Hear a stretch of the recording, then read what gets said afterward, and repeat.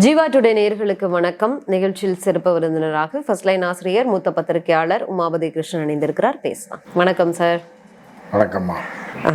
இது இந்த பழமொழியெல்லாம் நான் யூஸ் பண்ணலாமான்னு தெரியல, இருந்தாலும் செய்தித்தாள்கள்லேயே வந்து ஒன்று சொல்கிறேன். அரசனை நம்பி புருஷனை கைவிட்ட கதையா சிவி சண்முகம் வேலுமணி அணி அதிமுகவில் பகச்சிட்டு துணிஞ்சு தாவேக்கால அமைச்சர் பதவி வாரியம் எல்லாம் வாங்க போகிறோம் அப்படின்னு வந்தாங்க.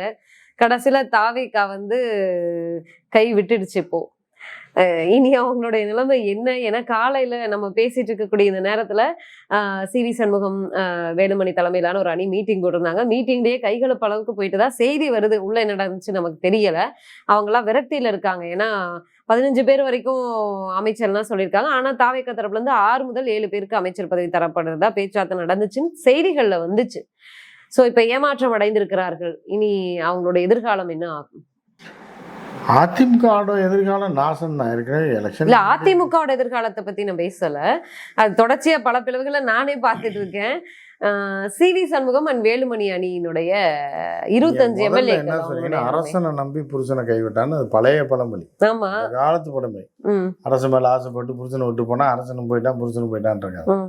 இப்போ உள்ள பழமொழி என்னன்னா, ஆகாவலியை நம்பி புருஷனை கைவிட்ட கதையாகி போச்சு. அவனே ஒரு ஆகாவலி, அவனை நம்பி போய் புருஷனும் போயிட்டான் ஆகாவலியும் போயிட்டான். ட்ரெண்ட் இப்படி மாறி இருக்கு. இப்போ 2K கிட்ஸ் அப்படிதான். ஸோ அதனால இப்போ எல்லாம் தெருவுக்கு வந்துட்டாங்க. அதுக்குள்ள தெருவுக்கு வந்துட்டீங்களான்ற கதை தான்.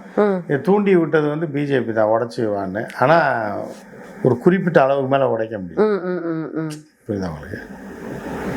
இப்போ சின்ன பிள்ளைங்களுக்கு கேக்கு கொடுத்தீங்கன்னா அதுக்கு வந்து அது கேக்கு பிடிக்காது. அது மேல இருக்க அந்த வெள்ளை கலரு கிரீமு, அதுக்கு மேல இருக்க அந்த சிகப்பு அந்த பூ தான் பிடிக்கும். இதை பிடிங்கிட்டு வெறும் கேக்க கொடுத்தீங்கன்னா சாப்பிட மாட்டாங்க. அந்த மாதிரி ஆயிடுச்சு. புடுங்கினாங்க. கிரீமை மட்டும் பிடிங்கிட்டாங்கன்னா கூட யூஸ் ஆகிடும். கேக்கை பிடிங்கிட்டாங்க, கிரீமை எடப்பாடியார் பிடிக்கிட்டு போச்சா. இப்போ கேக்கை வச்சுட்டு அலையிறாங்க. அந்த கேக்கு வந்து நீங்கள் 500 ரூபாய்க்கு வாங்கிட்டா கூட டீ கடை இப்போ டீ கேக் மாதிரி தான், 5 ரூபா பண்ண மாதிரி தான் இருக்கும். இப்படி ஆயிடுச்சு சண்முகம். இப்போ சண்முகத்தை போட்டு மிதிக்கிறதுக்கு எல்லாம் தயாராக இருக்காங்க. இப்போ என்ன பண்ணுறதுன்னு தெரியாமல் இதுவும் போச்சு அதுவும் போச்சுன்ற மாதிரி எம்பி பதவி ரிசைன் பண்ணிட்டாப்புல, எம்எல்ஏவாக இருக்காப்புல. ஆனால் உடப்பாங்க கொஞ்ச நாள் கழிச்சு. இது அதுவுமே தகுதி நீக்கம் பண்ணணும் அப்படின்னு சொல்லி எடப்பாடி அவர்கள் சார்பில் கொறடா அக்னி கிருஷ்ணமூர்த்தி வந்து சபாநாயகர்கிட்டையும் கொடுத்துருக்காரு, ஆளுநர்கிட்டையும் போயிருக்காரு. நடவடிக்கை எடுக்கலைன்னா நீதிமன்றம் வரைக்கும் போவன்னு ரெடியா இருக்காங்க. அப்ப தகுதி நீக்கம் செஞ்சுட்டா அதுவும் இல்லாம போயிடுமே அவங்களுக்கு. வாரியம் இல்ல, அமைச்சர் இல்ல, எம்எல்ஏவும் இல்லைன்னா எம்எல்ஏ இல்லாமல் ஆகாது. அதுக்குள்ள பிஜேபி பேசி கரெக்ட் பண்ணிடுவாங்க. சேர்த்து வச்சிருவாங்களா? சேர்த்து வச்சிருந்தாங்களா இல்லை யாரோட கொண்டு சேர்த்து வைப்பாங்க?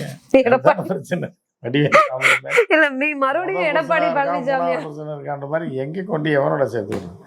அதனால இப்போ உடையாம இருந்திருந்தா சிவி சண்முகத்துக்கு தான் அரசியல் நாலேஜ் இல்லைன்னு. எடப்பாடியார் வந்து ஒரு பெரிய ராஜதந்திரி, அது தெரிஞ்சுக்கு. இன்னைக்கு வரைக்கும் கேம் ஆடி அவங்கள ஏமாற்றி இவனை ஏமாற்றி அதை ஏமாற்றி கட்சி ஓட்டிட்டு இருக்காப்புல. சிவி சண்முகம்லாம் அவசர டென்ஷன் இல்ல. பார்க்கும்போது இவங்க பிரஸ் மீட்லாம் பார்க்கும்போது நமக்கு தோன்றது என்னன்னா, இவங்களையெல்லாம் வச்சு இவ்வளவு நாள் அவர் வந்து ரன் பண்ணிருக்காரு, எவ்வளவு பெரிய சாதனை அப்படின்னு தோணுதா? சோ இப்போ வந்து திரும்பி போனாலும் சேர்க்க மாட்டேன். இப்ப கையில காலில் விழுந்தா சேர்த்துக்கோப்பல, மண்ணு சேர்த்துக்கிறேன்னு இருக்காரு. ஆனா இவங்க 3 பேரும் தவறன்னு ஒரு வார்த்தை சொல்லி இருக்காரு. சிவி சண்முகம், வேலுமணி, அப்புறம் இன்னொருத்தவங்க யாரும் தெரியல, சசிகலா அம்மா நினைக்கிறேன். ஓபிஎஸ் லிஸ்ட்ல இப்ப ஆமா இவங்க 3 பேர் இருக்காங்க. இப்ப வேலுமணிக்கு உள்ளதும் போச்சு போயிடுச்சு. இப்ப சிவி சண்முகம் அரசியல் டோட்டலா நாசம். ஆனா சிவி சண்முகம் விட மாட்டாங்க. ஏன்னா அசிங்கமா பேசிருக்காப்புல அப்படின்னு சொல்றாங்க. நமக்கு தெரியல. இபிஎஸ் பேசும்போது அது ஜீரணிக்க மாட்டார். இபிஎஸ் இவ்வளவு பெரிய தலைவர். அதாவது அண்ணா, எம்ஜிஆர், ஜெயலலிதா வரிசையில் இபிஎஸ். ஓபிஎஸ் அடுத்து ஓபிஎஸ்னா ஒண்ணுமே கிடையாது. ஓபிஎஸ் வந்து இடைச்சொலமைச்சரா இருந்தாரு. ஆனா லிஸ்ட்ல வர மாட்டார். பொதுச் செயலாளர் எல்லாம் பண்ணாரு. பண்ணும்போது அவருக்கே வந்து இது பண்ணிட்டாரு. கவுண்டர்களே வந்து அவருக்கு என்ன, நான் யார் போனாலும் வேலுமணி போயிருக்க கூடாது அப்படின்றது. இது இப்போ சிபி ராதாகிருஷ்ணன் எங்கள் அண்ணன் சிபிஆர் துணை ஜனாதிபதி பேச்சை கேட்டு கொலநாசமாக போச்சு. இப்போ திரும்பி போய் பேசுவாங்க, பேசி ஏதாவது ஒன்று பண்ணுவாங்க, காப்பாற்றுங்கன்னு சொல்லி போய். ஏன்னா இவங்க 2 பேர் வாழ்க்கை நாசமாக போயிடும். யாரு அப்படி இருந்தாலும் கொறடா சொன்னாலும் கட்சியை விட்டு இவங்களா வெளியில் வந்தால் தான் பதவி போகும். உள்ளுக்குள்ளேயே இருந்து அவர் கட்சியை விட்டு நீங்கினாலும் எம்எல்ஏ பதவி தனித்தனியாவே சட்டமன்றத்துல செயலாற்றலாம், அப்படியே கூட இருக்கலாம். அது என்ன வேணாலும் பண்ணிக்கலாம். ஓபிஎஸ் எப்படி கோச்சிட்டு இந்த பக்கத்துல இருந்தாரு, அந்த மாதிரி கூட நாளைக்கு வந்து இருந்துட்டு ஆனா அமைச்சராக முடியாது. புரியுதா உங்களுக்கு? அப்படி இல்லைன்னா கொஞ்ச நாள் கழிச்சு ஆதரவு அளிச்சுட்டு ரிசைன் பண்ணி ஏடிஎம்கேல இருந்து அந்த 2 சீட்டு தாவேகா இன்ஃப்ளூயன்ஸோட ஜெயிக்கலாம். மீண்டும் போட்டிட்டு ஜெயிக்கணும். அப்படி ஜெயிச்சா தாவேகாக்குள்ள போன மாதிரி ஆயிடும். புரியுதா உங்களுக்கு? ஸோ இப்படிலாம் இருக்கு. ஸோ என்ன நடக்குதுன்னு நம்ம பொறுத்து தான் பார்க்கணும். இப்போ தொடர்ச்சியா அதிமுகவுல பல பிளவுகள் தொடர்ச்சியா இப்படியே தான் போயிட்டு இருக்கு. அன்னைக்கு ஜார்ஜ் அணியில இருந்து இதே மாதிரிதான் அடிக்கடி ஒரு ஒரு ஒரு தலைவர் வராங்க, அவங்களுடைய அந்த மறைவுக்கு பிறகு இந்த மாதிரியான செயல்பாடுகள் தான் நடந்துகிட்டு இருக்கு. இப்போ ரீசன்ட் டைம்ல ஓபிஎஸ் பிளவு, அவர் போய் அந்த தியானம் பண்ணது, அதுக்கப்புறம் சசிகலா அவங்கள வெளியில அனுப்புனது, அவங்க ஒரு பிரச்சனை பண்ணது, டிடிவி தினகரன் தொடர்ச்சியா ஒரு 10 years or 15 years-ஆவே இந்த இஷ்யூஸ் ஓடிட்டு ஜெயலலிதா செத்ததுக்கு 10 years-னு வச்சுக்கலாமே, அவங்க இறப்புக்கு பிறகு இவ்வளவு பிரச்சனைகள்ல அதிமுக தொண்டர்கள் அதிமுகவிலே இருக்காங்க, தொடர்ச்சியா அதிமுக தொண்டர்களா இருக்காங்கன்னு எடுத்துக்கலாமா? ஏன்னா விஜய் அவர்களுடைய வருகைக்கு பிறகு ஓட்டுகள் கன்வெர்ட் ஆயிருக்கு. பிளஸ் அவர் அமைச்சரவை பொறுப்பு போட்டதுலயுமே கொங்கு பெல்ட்ல கிட்டத்தட்ட 8 பேருக்கு அமைச்சர் பொறுப்பு கொடுத்துருக்காரு. ஸோ இனிமே கொங்கு பெல்ட் அப்படிங்கிறது அதிமுக வசம் போறதுக்கெல்லாம் வாய்ப்பு இல்லை. ஏன்னா தாவேகா மொத்தமா ஸ்வீப் பண்ணிருக்காங்க, அடுத்த அமைச்சர்லயும் இறக்கியிருக்காங்க. இனி அதிமுகவினுடைய பலம் அப்படிங்கிறது இருக்குமா தமிழ்நாட்டுல? அதாவது ஒரு காலத்து எம்ஜிஆர் பார்த்து ஏமாந்தவர்கள் இன்று விஜயை பார்த்து வந்திருக்காங்க. விஜய் ஒரு மாபெரும் தலைவர், பெரிய கொள்கை ரீதியாக எல்லாம் ஒரு சக்தி படைத்த ஒரு தலைவராக அவங்க நினைக்கிறாங்க. ஏன்னா கொங்கு பெல்ட் அப்படின்றதே அதை அவங்க இப்போ நம்ம நிறைய பேசியிருக்கோம். ஆமா, நிறைய முதல்ல ஏமாத்துக்காரன் அங்க இருந்தா வருவான், முதல்ல ஏமாறுறவங்களும் அங்க இருந்தா வருவாங்க அப்படின்ற மாதிரி இருக்கு. ஸோ அதனால கொங்கு பெல்ட் ஒரு வித்தியாசமானது. இந்த முறை வந்து மீண்டும் எம்ஜிஆருக்கு பிறகு ஒரு மாபெரும் தலைவனை அவங்க கண்டுபிடிச்சு அப்படி இருக்கும்போது எடப்பாடியாரை பின்னுக்கு தள்ளிடுவாங்க. புரியுதா? ஓகே, அந்த மாதிரியான ஒரு சூழ்நிலையில இருக்கு. சில பேர் வந்து என்ன பண்ணா டோல்கேட்ல நிற்பான், பஸ் ஏறி சீட்டை பிடிச்சி ஊருக்கு போய் சேர்ந்து அந்த நேரத்துல ஒரு காரன் வருவான், சீட்டு காலியா இருக்கு வரீங்களா, 100 ரூபா கூட கொடுங்க. என்ன ஆகும்? வசதியா போச்சு, நிக்க முடியுமான்னு அந்த வந்து நின்று இருக்கவனுக்கு ஒரு இனோவா வந்து நிக்கும், டிராப் பண்ணிட்டு 6 பேர் வரலாம் வாங்க 100 ரூபா கொடுக்குறதுன்னா ஏசியில கும்முன்னு போயிடும். இது அதிர்ஷ்டம். அந்த மாதிரிதான் இப்ப எங்களுக்கு வந்துருக்கு. எது பொங்குக்காரங்க வந்து பஸ் ஏறதுக்காக நின்றுட்டு இருந்தாங்க, இனோவா வச்சு ஏற்றிக்கிட்டாங்க.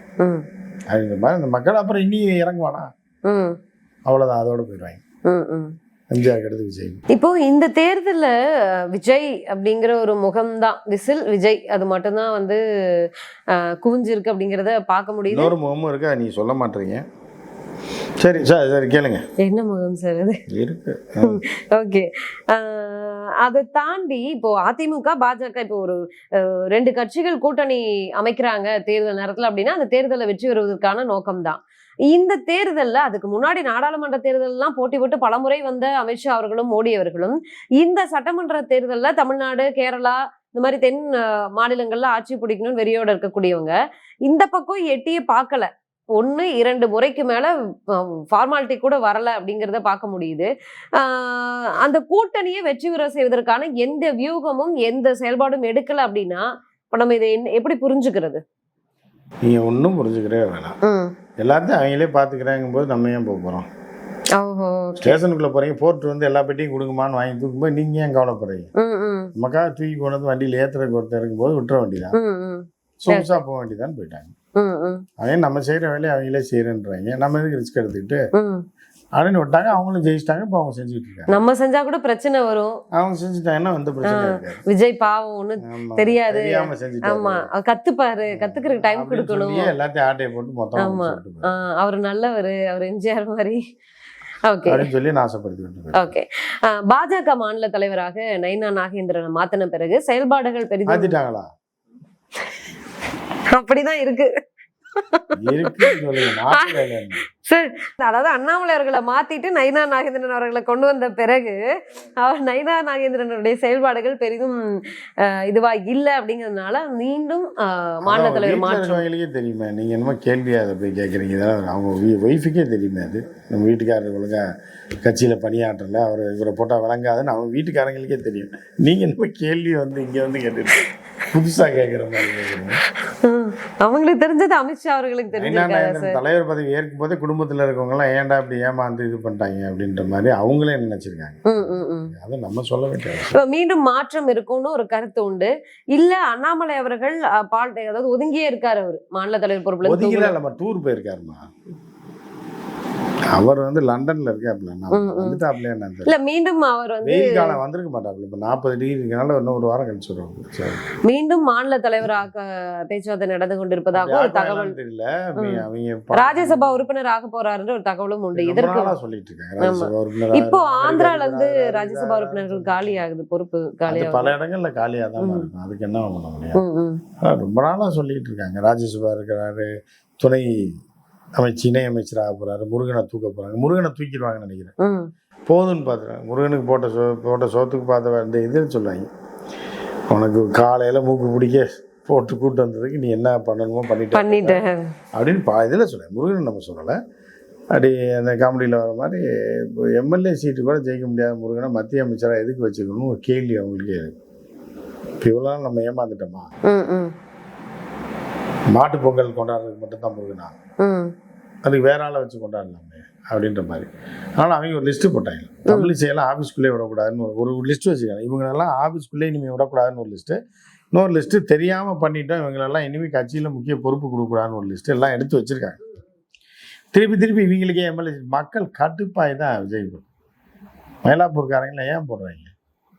இவங்களே திருப்பி தமிழிசை பார்க்க அவனுக்கு வந்து கொலவெறியா கொலை காண்டாய் தான் எவனுக்கா ஒருத்தனுக்கு போடுறாங்க சொல்கிறாங்க. விசிலுக்கு போடுங்கிறாங்களா? இப்போ இதெல்லாம் தூக்கி இருந்தாங்கன்னா விசில் ஜெயிச்சிருக்காது. புதுசாக ஆளை இறங்கியிருந்தாங்கன்னா காம்படிஷன் இருக்கும். பிஜேபியை ஜெயிச்சிருக்காரு. ஒரு மாமியை வந்து நிறுத்தியிருந்தாங்க, அவங்க ஜெயிச்சிருப்பாங்க. தமிழிசையை பார்த்தானே அவங்களுக்கு வந்து தாவேக்கா அதை கரெக்டாக பண்ணியிருக்காங்க. ஆமாம், பண்ணியிருக்காங்க. கரெக்டாக ஒரு வேற நிறுத்திருக்காங்க. எதிர்பார்ப்புகளும் அதிகம். ஏன்னா மயிலாப்பூர்ல அந்த சிட்ஃபண்ட் மோசடியில பாஜகவை சேர்ந்த தேவநாதன் யாதவ் வந்து கிட்டத்தட்ட 300 கோடிக்கு மேல 500 கோடி வரைக்கும் ஏமாத்திருக்காரு. தாவேக்கா ஆட்சிக்கு வந்திருக்காங்க, இதெல்லாம் நடவடிக்கை எடுப்பாங்க நம்பி ஓட்டு போட்டிருக்காங்க. எந்த ஆட்சி தவக்கா வந்தாலும் சரி, தாவேக்கா வந்து எவனுமே நடவடிக்கை எடுக்க மாட்டாங்க, எடுக்க முடியாது. அது கொள்ளை கூட்டம்ன்றது தனியாக அது எப்பவுமே இருந்து கொண்டே இருக்கும். கொள்ளை கூட்டமும் இருக்கும், அதை காப்பதற்கான ஒரு கூட்டமும் இருந்துகிட்டே தான் இருக்கும். அதெல்லாம் ஒன்றும் பண்ண முடியாது, சும்மா அப்படி போவாங்க. இது நீங்க சொன்னதுனால நேற்றைக்கு ஒரு சர்ச்சை. திடீர்னு செங்கோட்டையன் அவர்களை சந்திச்சு ஒருத்தர் சால்வா அணிவிக்கிறாரு. இவர் திரும்ப சால்வா அணிவிச்சாரு ஒருத்தருக்கு. வின்ஸ்டார் சிவகுமார்னு ஒருத்தர். அவர் யாரும் பார்த்தா கொஞ்ச நாள் அதிமுகவில் டிராவல் பண்ணியிருக்காரு. இப்போ வந்து செங்கோட்டையன் அவர்களை சந்திச்சு நேற்று அவர் சந்திக்கும் போது நிதியமைச்சராக இருந்தார் செங்கோட்டையன். அந்த போட்டோ வந்து அவரே சோசியல் மீடியா முழுக்க பரப்பியிருக்காரு, நான் தாவேக்காவில் இணைஞ்சிட்டேன்னு. அப்புறமா வின்ஸ்டார் இந்தியா டெவலப்பர்ஸ் சிவகுமார், இவர் வந்து தேடப்படும் குற்றவாளி, தலைமறைவா இருக்கக்கூடிய குற்றவாளி, கிட்டத்தட்ட 300 கோடிக்கு மேல ஏமாற்றிய ஒரு குற்றவாளி. சேலம் மக்களே தேடிட்டு இருக்காங்க, போலீஸ்காரங்களை நம்பி பிரயோஜனம் இல்லைன்னு. அவர் எப்படி இவ்வளவு காவல்துறையை நம்பி போய் ஒரு நிதியமைச்சரை சந்திச்சு நிதியமைச்சர் இவருக்கு சால்வை போடுறாரே அப்படின்னு ஒரு விமர்சனம் இருந்திருக்கு. தேடப்படும் குற்றவாளின்னு யார் சொல்றா? மக்கள் சொல்றாங்க. காவல்துறை அவங்களுக்கு அதான் சொல்லியிருக்காரு, தலைமறைவா இருக்காரு, நாங்க தேடிக்கிட்டு இருக்கோம் அப்படின்னு சொல்லியிருக்காங்க. இந்த காவல்துறை வேற, அந்த காவல்துறை தேனாம்பேட்டை ஸ்டேஷன்ல தேடிட்டு இருப்பாங்க ஆளை போட்டு. செக்ரட்டரியேட்ல போய் அங்க உள்ள போலீஸுக்கு தெரியாதுல்ல, பெரிய தலைவரா இருப்பாருன்னு. இல்ல தலைமறைவுன்னு சொல்றாங்களே அவங்க, இப்படிதான் தலைமறைவுன்னு. இப்ப அப்புறம் அவர் வந்துட்டு போனதுக்கு அப்புறம் தான் தெரிஞ்சிருக்கும், போய் பார்த்துருப்பாங்க, காணாம போயிருப்பாரு. திரும்பி தலைமறைவா இல்ல ஆட்சி. இந்த கேள்வி எதுக்காக கேட்டேன்னா, ஆட்சி தான் மாறி இருக்கு காட்சி. ஏன்னா தினந்தோறும் இந்த விஜய் அவர்களே பேசின மாதிரி பெண்களுக்கு பாதுகாப்பு இல்ல, சட்டம் ஒழுங்கு சரியில்லை, போதைப் பொருள், கஞ்சா, கொலை, கொள்ளை இதெல்லாம் பேசினார். அந்த மாதிரி இப்போ செய்தி பேப்பர்களை எல்லாம் எடுத்தா நமக்கு உண்மையாலுமே இப்போ வந்து அதிகமா இருக்கா அப்படின்னு தோணுது. ஒரு 10 நாள்ல அந்த அளவுக்கு சம்பவங்கள் உண்மையாலுமே நடந்துகிட்டு இருக்கு. இல்ல அதான் ஆட்சி மாற்றம் நடந்திருக்கு, காட்சிகள் மாறலன்றத என்ன பிரயோஜனம்? மக்கள் புரிஞ்சுப்பாங்களா? இல்ல பாகிஸ்தானுக்கா தப்பி ஓடுவா, திருடம் போறான், இங்கதான் இருக்கான். அதுல நிறைய பேருக்கு ஆவேகாலே உறுப்பினர் ஆரம்பிச்சு சிங்கப்பெண் இதெல்லாம் போட்டிருக்காரு. சிங்கப்பெண் இருக்கதான் செய்யாது. சிங்கப்பெண் அப்படி சிங்க இந்த இதுல எல்லாம் பாக்குறீங்களா? இல்ல சிறப்பு படை, சிங்கப்பெண் சிறப்பு படை, இந்த ஜூ ஒன்று இருக்கு, என்னது வண்டலூர் zoo. வடலூர் ஜூ பார்த்தீங்கன்னா அதில் சிங்கம்லாம் இருக்கும், செத்த மாட்டுக்கறியை தான் போடுவாங்க. ஆமா. அது வாடகை படுத்துருக்கு, புரியுதா? அது மாதிரி தான் சிங்கம்னா ஒன்று காட்டில் இருக்க சிங்கமா அது. இது ஜூவில் இருக்க சிங்கத்துக்கு மாட்டுக்கு அதே செத்த மாட்டுக்கறி தான் போடுவாங்க, பேர் மட்டும் வச்சுருவாங்க. அதுக்கு அப்படிதான் இருக்கும். அது ஒன்றும் இப்போ நீங்கள் அவுத்து விட்டிங்கன்னா கூட யாரையும் கிடைக்காது அந்த சிங்கம்ல, பார்த்துருக்கீங்களா? போய் பாருங்கள். அது பாட்டுக்கு பார்த்துக்கிட்டே இருக்கும், எப்படா கறி போடுவாங்க சாப்பிட்டு அது பாட்டுக்கு படுத்துடும். என் காட்டுக்குள்ளே இருக்க சிங்கம் தான் வேட்டையாடி சாப்பிடணும், இதுக்கு வேலைக்கு மாட்டுக்கறி போட்டுருவாங்க. அதுதான் பெரிய குடும்பமா. சிங்கம் வந்து என்னன்னா காட்டுக்குள்ளே வேட்டையாடி ஒரு நேரம் நரியை சாப்பிடும், நாயை சாப்பிடும், வெரைட்டியாக சாப்பிடும், வெரைட்டியாக சாப்பிடும். அந்த சிங்கத்தை செத்த மாட்டுக்கறி எலும்பையும் போட்டிங்கன்னா ஒரே மாட்டுக்கறி. இப்போ நீங்களே இருக்கீங்க, காலையில் தயிர் சாதம், மத்தியானம் தயிர் சாதம், நைட்டு தயிர் சாதம், 10 வருஷத்துக்கு உங்களுக்கு அதே போடுறாங்க, எப்படி இருக்கும்? கொலை பண்ணிடுவேன் நானே. அப்போ சிங்கத்துக்கு எப்படி இருக்கும்? அந்த மாதிரி தான் இப்போ அந்த மாதிரி சிங்கம் தான் அதெல்லாம். Okay okay. ஃபைனலாக அமைச்சரவை முழுக்கவே வந்து யங்ஸ்டர்ஸாக இருக்காங்க. தமிழக அரசியல் கழகமும் யங்ஸ்டர்ஸ் படியில் வந்துச்சுன்னு பார்க்கலாமா? எதிர்க்கட்சி தலைவராக உதயநிதி ஸ்டாலின் யார் பிடியிலுமே இல்லை, இப்போ யங்ஸ்டர் பிடியில இல்லை, யார் பிடியிலுமே இல்லை. தமிழக அரசியல் இப்போ யார் பிடியிலுமே இல்லை. யார் பிடியில தான் இருக்கு யாருக்குமே தெரியாது. உங்களுக்கு தெரிஞ்சிருக்குமே சார். யாருக்கோ போயிட்டு இருக்கு, அப்படியே போயிட்டு இருக்கு. ஓகே. விஜய் மட்டும் டிஃபன் பாக்ஸில் சாப்பாடு எடுத்துட்டு மத்தியானம் வந்துடுறாப்பா. ஆமா சார். எடுத்துகிட்டு வந்து சாப்பிட்டு அவர் பாட்டுக்கு அந்த டிடி ஓட்டை போட்டு வந்து உட்காந்துட்டு ஃபோட்டோ எடுத்துட்டு அவர் பாட்டுக்கு போயிருக்காரு. எவ்வளோதான் ரீல்ஸ் எல்லாம் எடுக்கிறாங்க அதிகாரிகள் எடுப்பாங்க. இன்னும் ஐஏஎஸ் அதிகாரிகள்லாம் இருப்பாங்க, அப்படி க்ளோஸ்அப்பில் வந்து எடுத்து எல்லாம் இன்னும் அடுத்து தொடர்ந்து அது மாதிரி போகும். செக்யூரிட்டிலேருந்து எல்லாம் எடுப்பாங்க, போலீஸ்லேருந்து அடுத்து ரீல்ஸ் எடுப்பாங்க, இன்ஸ்பெக்டர்கள்லாம் இருப்பாங்க. நிறைய வித்தியாசமாக இருக்கும், இது டிஜிட்டல் தானே, அப்படி போய்டும். ட்ரெண்டிங் ஆட்சியாகவே இருக்கும். சரி பார்ப்போம். உங்களுடைய நேரத்துக்கும் கருத்துக்களுக்கும் நன்றி.